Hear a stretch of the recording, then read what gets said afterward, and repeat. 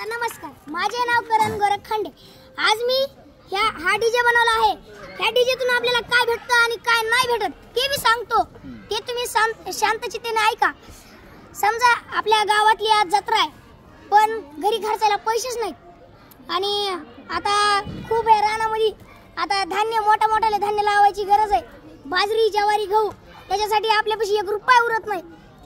ते उगल्याच्या नंतर त्याला पीक आल्याच्या नंतर खरं की आपलं आता धान्य आलंय, आपल्याकडे पैसा आहे, पण त्याच्या आधीच आपल्या आता फेब्रुवारी महिन्यात जत्रा आहे तर आपल्या वडिलांकडे पैसेच नाहीत.